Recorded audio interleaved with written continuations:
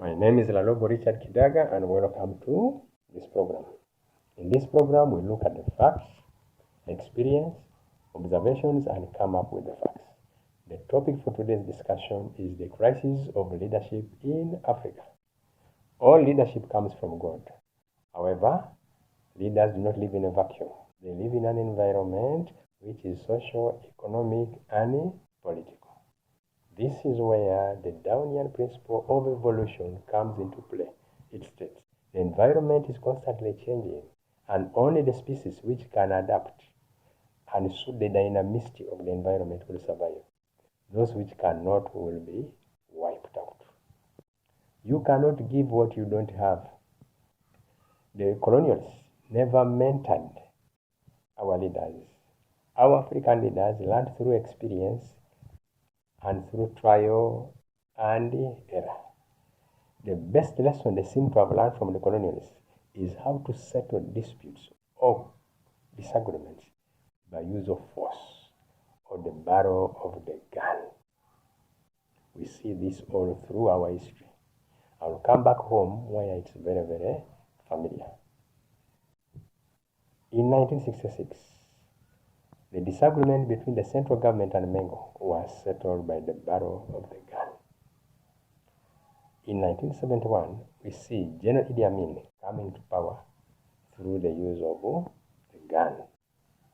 And here again, you see the hand of those who taught us the use of the gun at play in the background.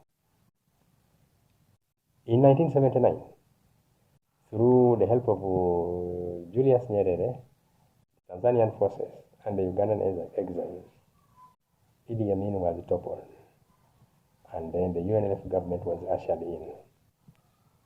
In 1980, when there was a disagreement about the rigging of the elections, we see General Museveni and NRA going into the bush, using the very approach which we understand best.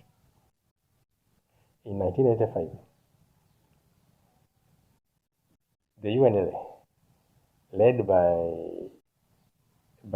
the Okelos, took over power from Dr. Apollo Milton Obote. And in 1986, we finally see General Museveni with the NRA coming victorious. This group hunted the longest, and they seem to have learned more or better than the rest. This is seen by the way they hunted the animal and have managed to keep the animal until now, fully in their grip. So here we see the history of our country and what the eldest statesmen in our country learned and what they learned best. How to settle disputes by use of force or the gun, which they learned from the colonialists. I want to say this. I think the real power is knowledge. Because when you look at the British, when they have a problem in the UK, they don't settle it using force or the barrel of the gun. They go to parliament and settle it using democratic means. They use the force of arms away from home, not at home.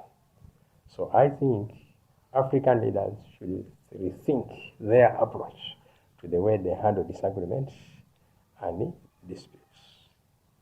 They can negotiate or use dialogue rather than force or the barrel of the gun. Thank you. Wait for the next video.